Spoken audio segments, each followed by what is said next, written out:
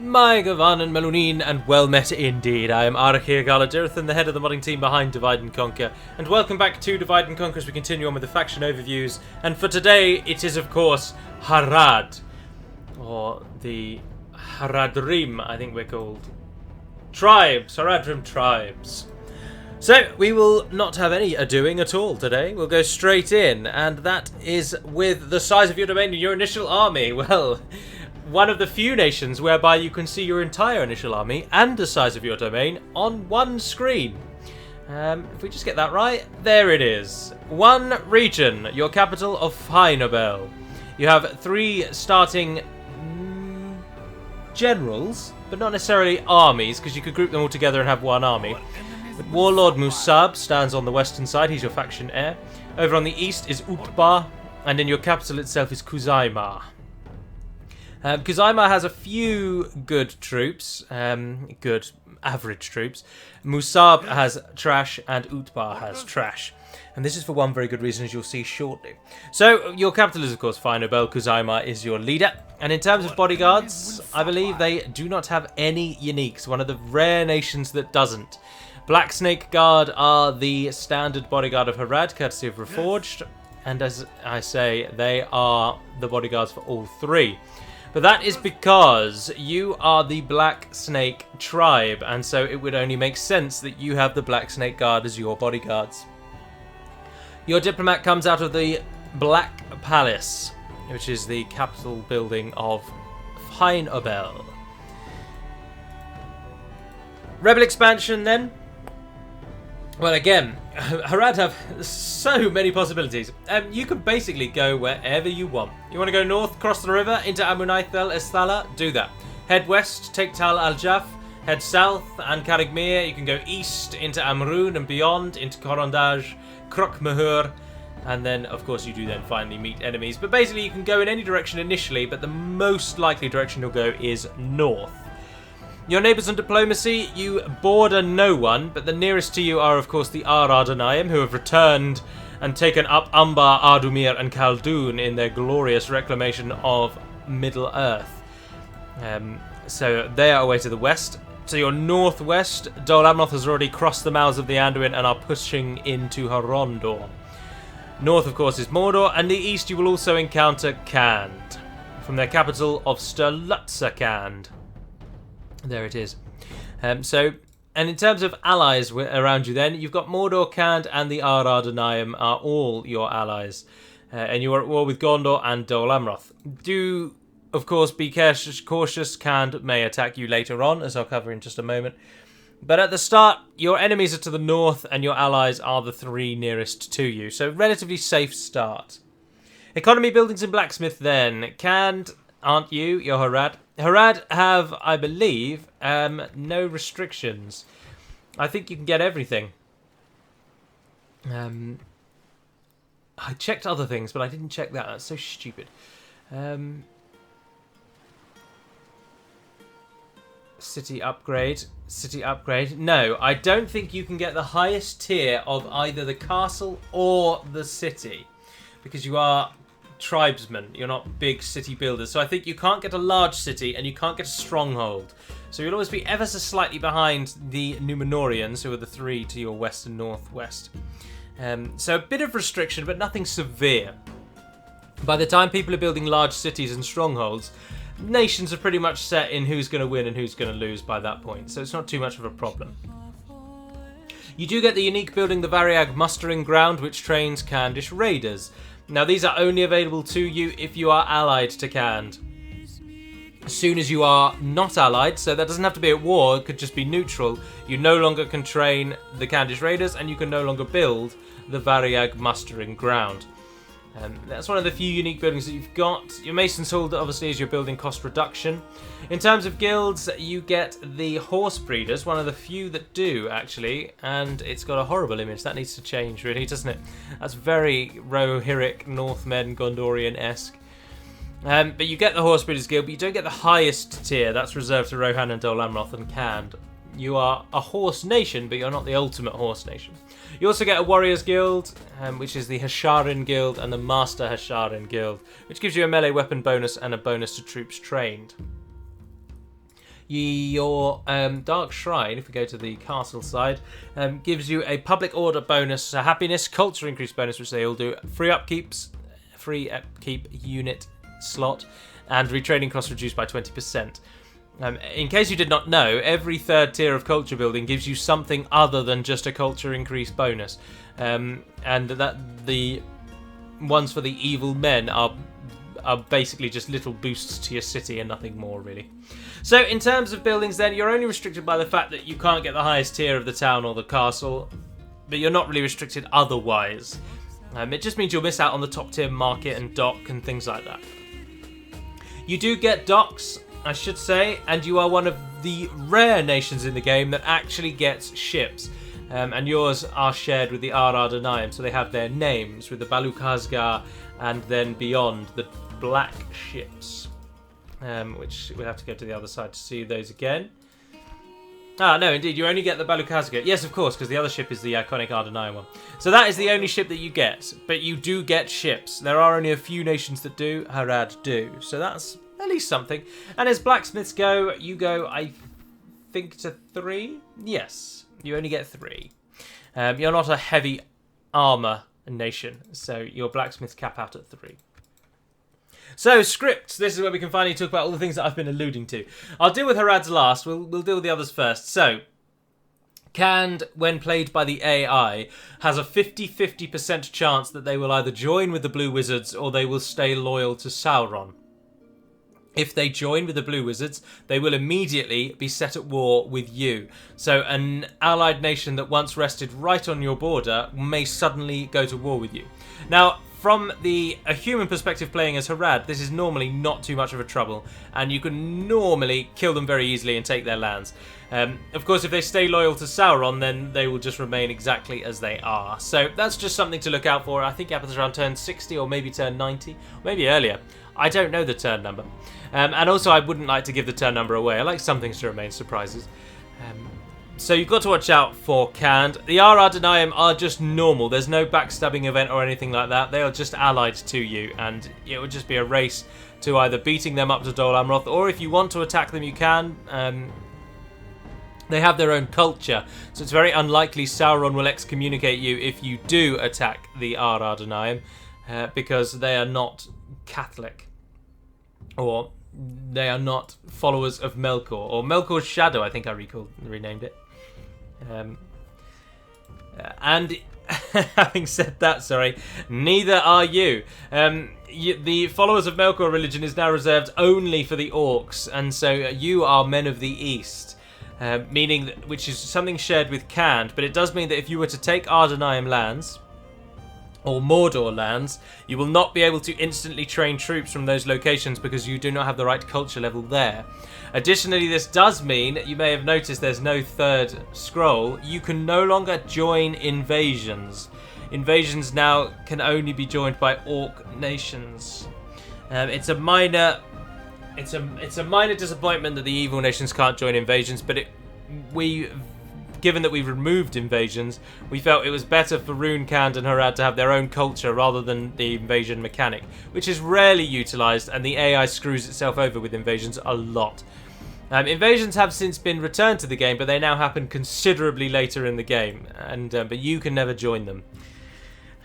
Your garrison comes, like everyone else's, from the armory building, which is this one here, and it gives you a negative income bonus and but a bonus to law, and it gives you garrison troops. You won't get any unique garrison troops in Finabel because you are a human and only the AI does. So if you want garrison troops, you have to build the armory.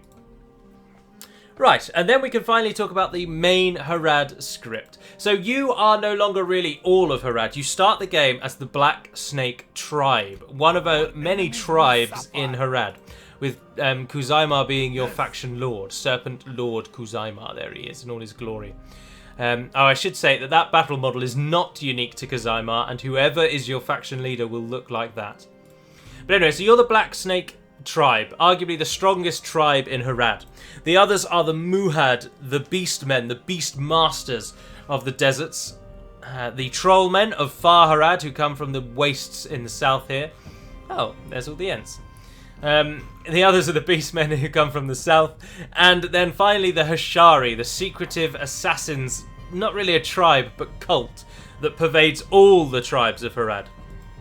And then lastly, there are, of course, the section of the Muhad who train and raise the Mumakil, the Oliphants. So these are the main tribes in Harad, and in order to subdue them and bring them to your cause, unlike the runic expansion system, this one is a lot more free. All you need to do is capture 4 regions, and you'll unlock the Muhad Beastmasters and the cavalry that come with them. And that can be any 4 regions whatsoever. There are no restrictions. Though your 4 regions, you could cheat yourself to take Gorgoroth, Dol Guldur, Isengard and Khan Durb if you wanted. It doesn't matter which 4 regions, you just have to own 4 regions. Given that you start the game with 1, you only actually need 3 more.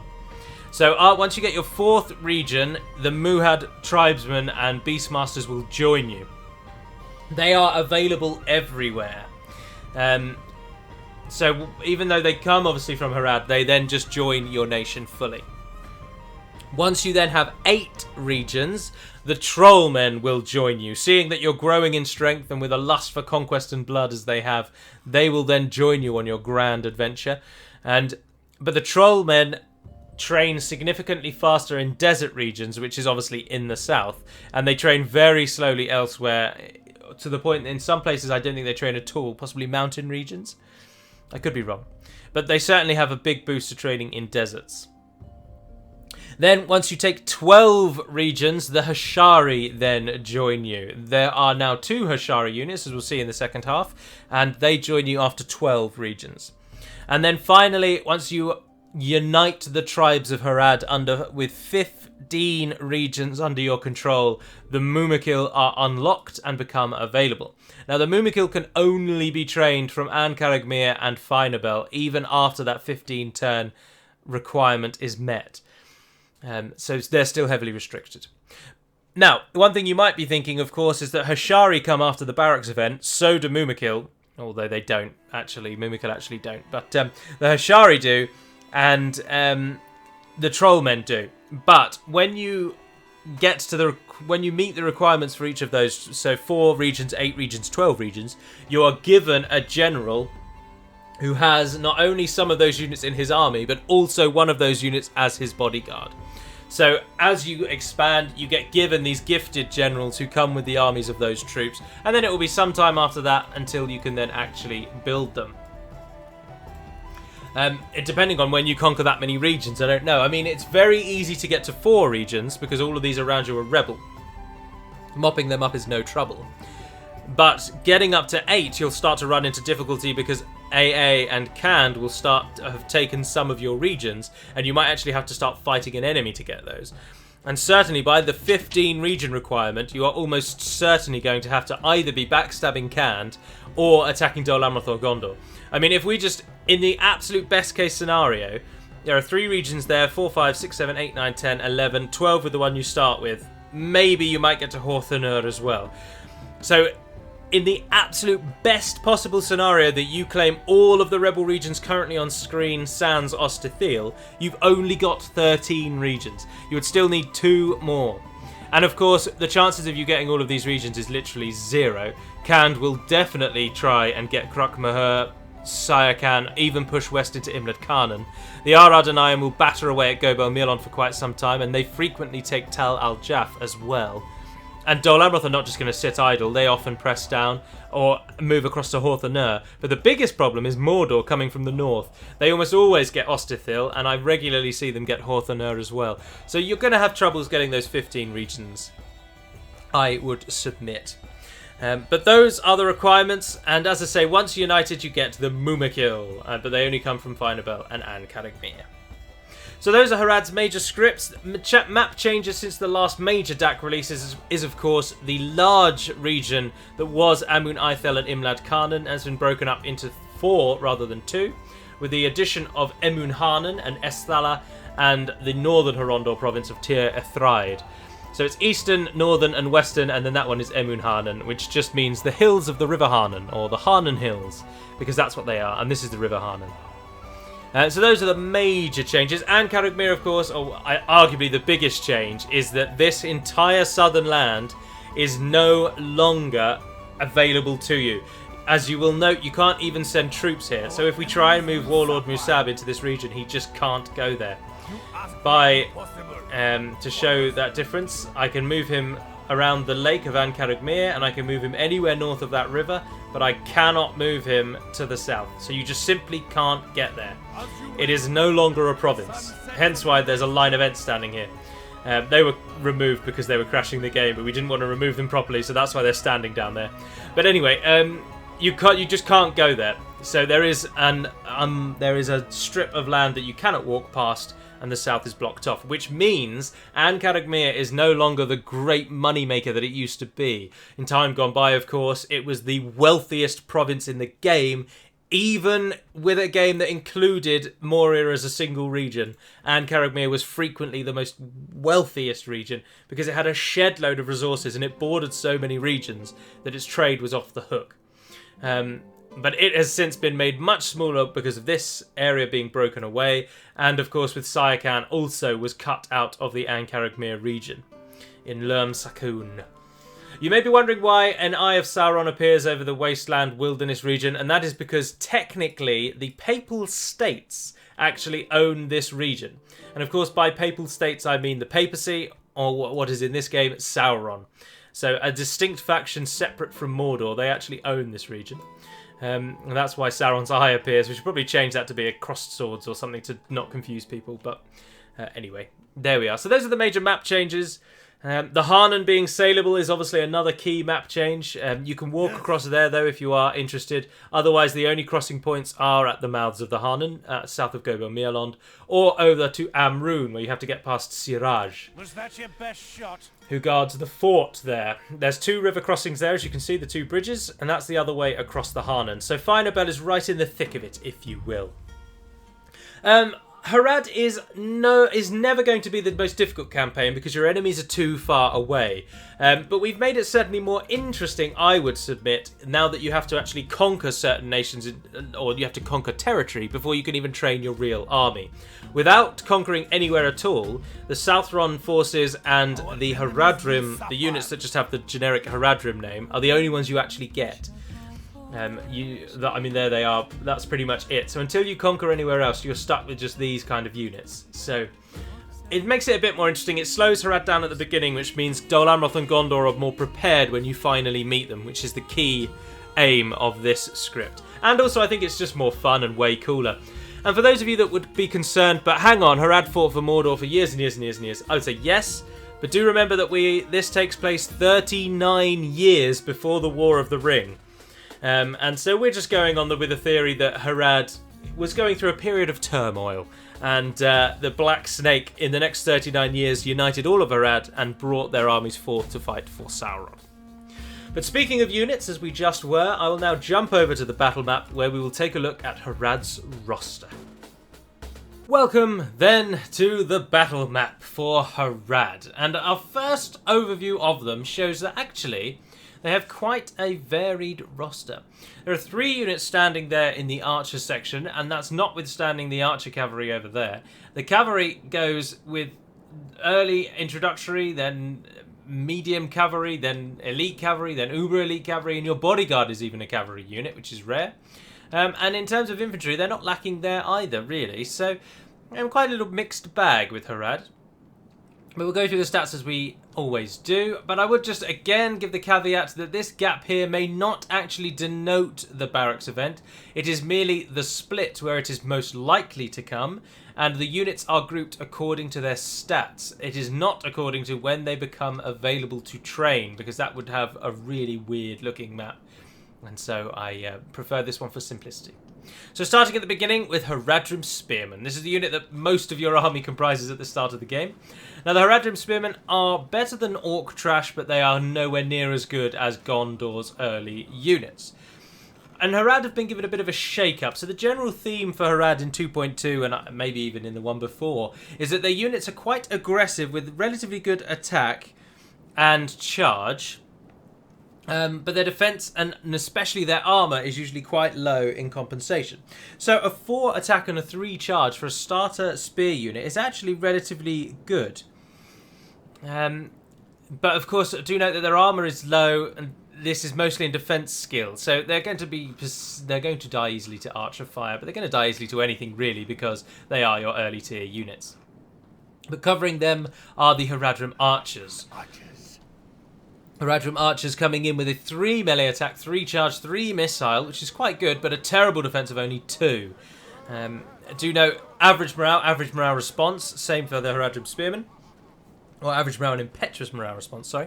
Of course, all of Harad fights better in the deserts, and they don't like fighting in snow. But that doesn't necessarily mean mountains, that just means the winter. So you get a mass debuff to your army when you fight in the winter, and if you can fight in your own lands, that's where you are strongest. But these two units will form the bulk of your army, mostly to do the dying. But the Haradrim archers will get some pretty good kills. Actually, they're pretty reliable. But the main unit that you will use in the early game, certainly as a human player, are the Southron pikemen. Southron pikemen have a 4 attack and a 4 charge with a 7 total defense. Again, that relatively good for these lower tier units. Average morale and good morale response. Bonus against mounts, as you might imagine. 680 gold coins. That's not too bad either. So a very, very useful unit to form the start of your army. Harad characterised by relatively high attack and higher-ish morale, but not as good as Gondor. Just better than Orcs.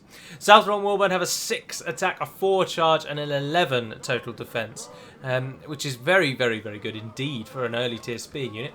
Or, more accurately, I mean, their defense is only now just as good as Gondor Militia, and their attack, however, is much better than Gondor Militia. So, a bit of in-between, really. Good attack, poor defense. You also get at this tier, but of course you need to have captured 4 regions to get them, but they are the Muhad tribesmen. And they are javelin men. They are effective against armor with their secondary weapons. No, that'll only be their first one, which is the javelin. Their javelin is effective against armor. Melee attack after that is 6 with a charge of 5. Again, their defense is relatively low-ish. At only 13, and 8 of that, again, as I say, is defense skill. The armor stat for Harad is always low, which gives you the added benefit that you don't need to worry too much about armor-piercing units, but you do need to worry about arrows. Arrows are the bane of your life, but fortunately Gondor and Dol Amroth have only passable archers. They don't have amazing archers like the elves or even Dorwinian, really. So it's not too much of an issue. They have a 65 meter range, high accuracy with 4 javelins a man. And remember that if the half of the battalion dies, the remaining half will throw 8 javelins, because they are supposed to pick up the javelins of their dead comrades. They are supported by Southron archers, another unit that can train everywhere. So the units that can train everywhere are those ones there, the Southrons and the Haradrim archers, and of the cavalry that we have over here, the camel riders and the Southron lancers can train everywhere. But everything else in your army, and I mean everything else in your army except the serpent bladesmen, needs you to unlock them through the script. Or the serpent bladesmen and the 2 serpent cavalry, sorry. So your early tier units and your mainstream elites can come from everywhere, and all of the bits in between, your entire middle tier, requires you complete this script requirement. But anyway, Southron archers, 5 melee attack when they're done with their bows, which is really good for an archer unit. 4 missile attack, which is solid for an early tier archer. Very solid. Human rangers have 6. 4 charge bonus and a total defense of only 5, though. That's abysmal. The Southron Warband have an 11 defense. Pikemen have a 7, but they're pikemen, remember, so they get the OP pike. Tribesmen have a 13, and your archers only have 5.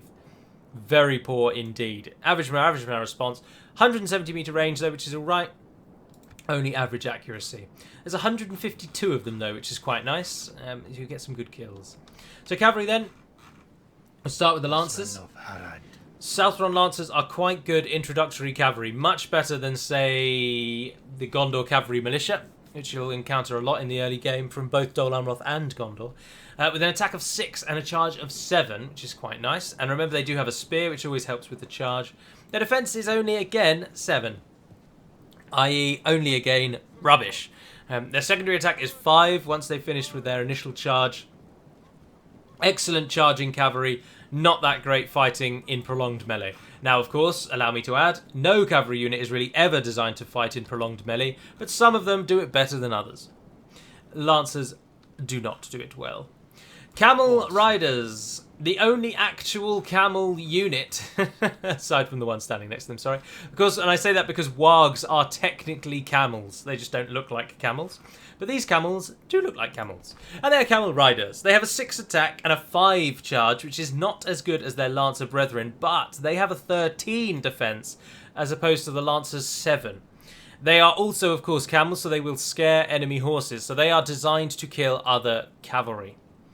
They only come from a desert region, which means you can only get them in the south and in certain places in the east. So they are restricted slightly.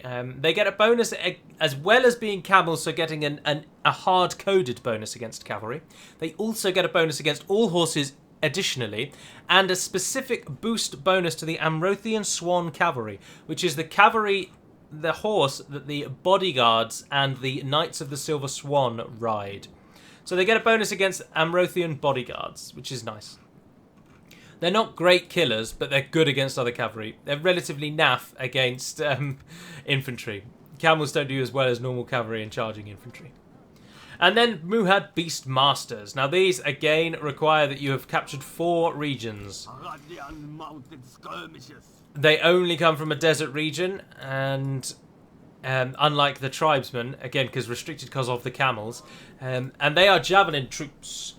Again, effective against armor with their javelins, with a missile attack of 10. Their melee, once they finished, is 7, and their charge is 6. They are much, much better than both of the other cavalry units that you can use, the Lancers and the Camel Riders. So, ideally, you want to train Beastmasters wherever you can. Being able to throw armor-piercing javelins is incredibly useful, and then once they finish that, they have the highest defense out of these units at the start, or on par with the other Camel Riders, but slightly better armor, or slightly worse armor, sorry, and a better defense skill. And they have the best melee attack and a solid charge. So Beastmasters, very useful. So we then come to the main break in the barracks event, and we will start with Troll Men, because they are the next ones to unlock at 8 provinces. And we will start with the ones on the right, because this is what they look like when they have no upgrade. I thought I'd show you the upgrade because it's an opportunity to do it. So there are 2 units of Trollmen now, or 3 actually, as you'll see in just a moment. Trollmen warriors are the first that you'll get. Now, these gentlemen frighten nearby enemy infantry, which is always very useful.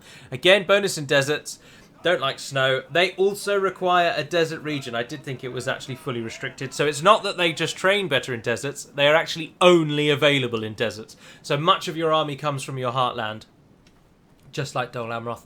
Their attack is 12, which is really quite good, especially with a recruitment cost of 980. Their charge is 6. Now, their defense is only 14, and again, no armor really, mostly defense skill and shield, but they have 2 hit points, which, in a really horribly crude way of looking at that, you could consider their defense, therefore, at 28, because they need to be killed twice.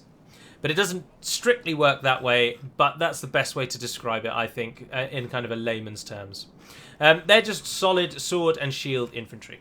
But they are supported by Troll Men Hunters, who, as you can see, this is what they look like when they upgrade. They get a little bit of body armor, and they get a skull helmet, which is cool. Troll Men Hunters throw javelins. Now, their javelins are not armor-piercing, but they are highest in missile damage of the javelin troops.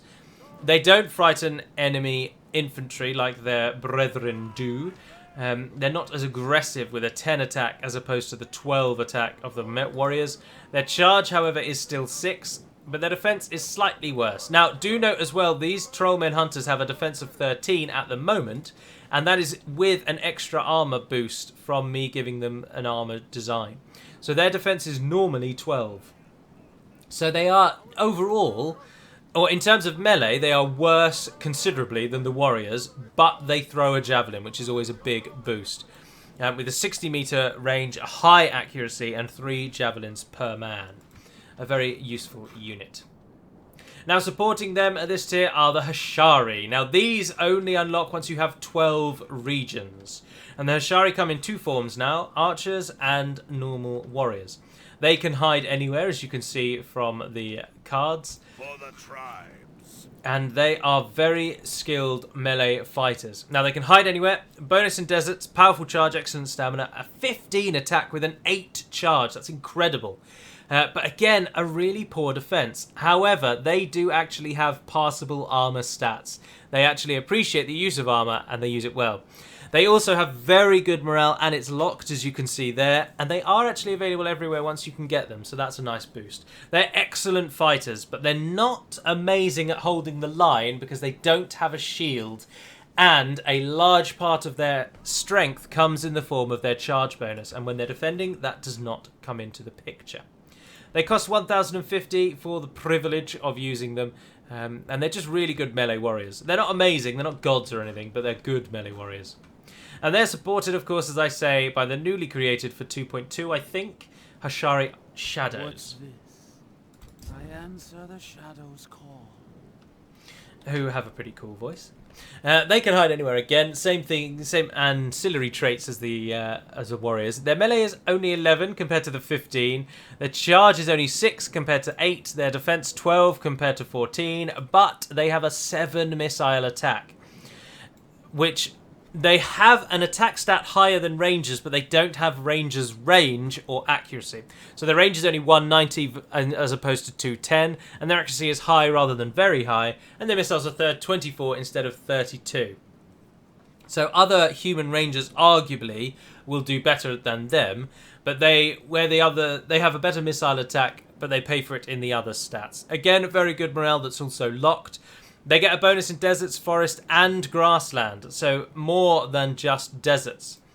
Same for the Hashari. So they actually get a bonus fighting everywhere except the winter, where they not only suffer, but they kind of double suffer, if you will, because whereas everyone else is neutral in grassland, or most nations are neutral in grassland, you actually fight better than normal everywhere. So when the winter comes, there's a noticeable difference between your units. And I say that, it's not noticeable at all, it's really minor, but it is just something to bear in mind. Also at this tier come the Serpent Archers. Other than the Candish Raiders that you can get through the Candish conscription camp, this is the only archer cavalry unit you'll get, notwithstanding the Mimikip, who don't really count as archer cavalry. They are archer cavalry, as I say, so they can form the Cantabrian shooting circle, or it's just called a shooting circle now. Their melee attack is 10, which is quite good when they finished with their arrows. Their missile attack is 6, which is really quite good for a cavalry unit. But their charge is only 6, which is passable for a cavalry unit. And again, their defense is quite poor at 14, and this time it is almost entirely made up of armor. Bucking the trend of the rest of the faction, armor-piercing units will eat these for breakfast because they cut a huge chunk of their armor off. So do watch out for that. They cost 1,250 as well. Now, as I say, I group these units in terms of stats, and whilst these really should be up here with their other serpent units, their stats are much more in line with the Hashari and trolls. Or troll men, sorry. Do note that these are troll men, not half trolls. Quite a distinction that we're taking in Divide and Conquer. So Serpent Archers, very, very useful. Cavalry Archers are always useful, especially with 30 missiles and 130 meter range. They'll be able to fire reasonably well and for a reasonably long time. And then we come to your elites. Now, again, this unit requires that you have got the 8 regions unlocked before you could train it, and then as well the barracks event, obviously. And they are the Trollmen Champions. And this is because the Trollmen themselves were made a little bit weaker and bumped down a tier, but then to give Harad just more things to do, Trollmen Elites were added, courtesy again of Reforged. These are skilled against mounts, even though they don't have a spear. They're effective against armour, and they frighten nearby enemy infantry, so they're all the bits of the ones before rolled into one. Now their attack is only 11 compared to the 12 of the warriors, but remember they are armour piercing. They also have a better charge, so they're better aggressively than the warriors, even though they have the worse attack. And their defense is considerably better at 18, with the bulk of that being made up by an increase in their armor stat, because they lose their shields. Do note that a shield on the back is purely aesthetic. It has absolutely no effect on stats or combat whatsoever. The shield is just there for looks. They are two-handed swordmen, as you can see, and they cost 1,275. That's an awful lot. Now, they have excellent morale, and again, it is locked. So, They will not run away unless you tell them to. Only come from desert regions too. Finally then, Serpent Bladesmen, your last infantry unit. Available everywhere. These are your elites. And they're just kind of like mainstream elites. They're not incredible, but they get the job done very well, and they're available everywhere. So their defense is 20, which is not very good at this late tier. Remember that. 20 is very low. A lot of elite nations at this point have 25 or up, and of course dwarves and elves are over 30 by this point. So you're not going to have the most defensive elites. Your attack is 12 though, which is very good for an elite infantry unit. Very good. Some elite units still only have 8 or 9 attack, so that's quite nice. The charge is 6 as well, which is very useful. Nothing amazing, but useful. They are just very dependable warriors, but do note their poorer defense against other elites means they will, certainly if you attack the Haradrim, their elite units will outclass you. So will Dol Amroth, so will Gondor. You have to rely on your... You kind of have to rely on sneakier tactics, using your javelin forces, using your high charge and attack stats to get the initial killing blow, rather than in making the battle last. And of course, you get cavalry. You have to use your cavalry well. And speaking of cavalry, there's also the Serpent Guard. Serpent Guard inspire your forces, which is always nice. They have an attack of 9 and a charge of 13. They are excellent late game cavalry. They are skilled against other cavalry as well, very much continuing with the theme of Harad being aggressive. Your cavalry kills other cavalry very, very effectively, which is useful because one of your main enemies will be Dol Amroth, and they have a lot of cavalry. They have an 18 defense, which is quite good for a cavalry unit at this tier, actually. Their morale is only very good, though, and note the morale of both Serpent units is not locked, so they will run away. They will not fight forever. 1,250 for 60 units, I think is very, very useful. A very good unit to have in your army. Always try and get them where you can. And then we come to Mumakil, Oliphants. Individually, the Mumak, which is just one of them on their own. They are just elephants, exactly what you'd expect. They're an elephant with a howdah and archers on the top of that. So they will fire arrows first with a missile attack of 6, which is okay. They, however, then have a 60 melee attack with a charge bonus of 20, 14 hit points per Oliphant, and 38 defense for each one as well, meaning they take ages to die. Seeing them on the field gives your forces a boost to their morale. They get bonuses against other cavalry, and they frighten nearby enemy mounts, which is what that one is supposed to read, but it cuts off the word mount. I'll have to look into that. They have excellent morale. It's not locked, so they will, of course, run away. Only good morale response. And remember that they only come from your capital or An-Karagmir. They will not train everywhere. And they have a special building you have to build to train them, and that's quite costly. But they look cool. And in the hands of a human player, they are so overpowered, it's unfair. In the hands of the AI, they are so derpy, they may as well just roll over and die as soon as the battle starts. The AI does not know how to use them, and a human can use them so well, it's not really fair. And finally, then, your bodyguard, who are also cavalry, and courtesy of Reforged, look different to your Serpent Guard. And they are, of course, your tribe's namesake, the Black Snake Guard. Who look really cool, let's be honest. Kudos to Reforged, they've done very well. Now, of course, this is the unit that they're based off of. Get a good look at that. My lord's bodyguard. And then that is the Black Serpent Guard. Very cool design. They are just better than Serpent Guard, but much smaller in number. So their attack is 10, their charge is 14, versus compared to 9 and 13. Defense of 21 compared to 18. They cost less in terms of upkeep. Very good morale response. Secondary attack is 11, which is the same actually as a Serpent Guard. I thought that would be higher, but it's not. And again, skilled against mounts. So they are just a better version of Serpent Guard, but there's not very many of them. But don't let that fool you. Against, as I say, against the AI, they will kill a lot of units. They will do well against the AI. They are not rubbish. So do use them where and when you can, because they will get kills. So that is Harad's roster, and that is Harad in a nutshell. So we shall now pass over to the AI as they charge against whoever is going to be in next week's episode. And we get to play the little game of who do you think it is. Some of the banners there giving them away when the lightning strikes. There's some distinctive armor over there that's giving them away, and some very distinctive units there that are definitely giving them away. I'm saying that, they're one of my favourite factions, so all of their units are unrecognisable to me. Bit of a purple theme, if I could say that. There's the Mimikil doing nothing, as I say. It is, of course, the Vale of Dorwinion. There's some Morroquendi Sentinels firing away. Previously used to be called Avari Eldar Archers, and now they're called Morroquendi Sentinels. There's Avari Naharim Cavalry Archers, Elven Cavalry Archers, riding alongside Mounted Thorn Crossbowmen,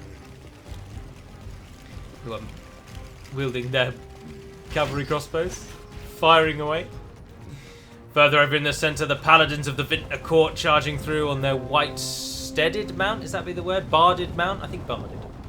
There's a Caspot unit in the back, standing with the Athala Rangers, who I personally think are the best-looking ranger. And I would love to have a lot of units based off of these guys. I think they look really polished, really smart. Thorn Guard charging through there with their halberds. Oh, Naginata. It looks more like a Naginata, doesn't it? Dorwinion Protectors, an excellent looking unit. Started out life looking a bit meh, but with Hummingbird's treatment they now look like a proper medieval unit, and it's really nice to see. There's Morroquendi Protectors with their pikes low in the enemy's gut, giving them all they have. Paladins of the Vintner Court on the right flank as well, tangling with the Serpent Archers. Made of clay. We are winning the battle. I should say I accidentally gave them less money than I normally do, so that we probably will win this. Regent's Spearguard looking strong, and again looking medieval. You may be catching a theme with Dorwinion, and that is that their elven units look elven, and their human units are very, very medieval based. And they look so much better than they did at the start. I mean, just so much improved. They look excellent. Even just their helmet and just everything about them looks better. So it's Dorwinion up next, and that concludes the Haradrim overview. I do hope you've enjoyed it. I hope you might have learnt something. And for now, and until we speak again, dear friends, Navair Naden Perimad Melonin, and farewell.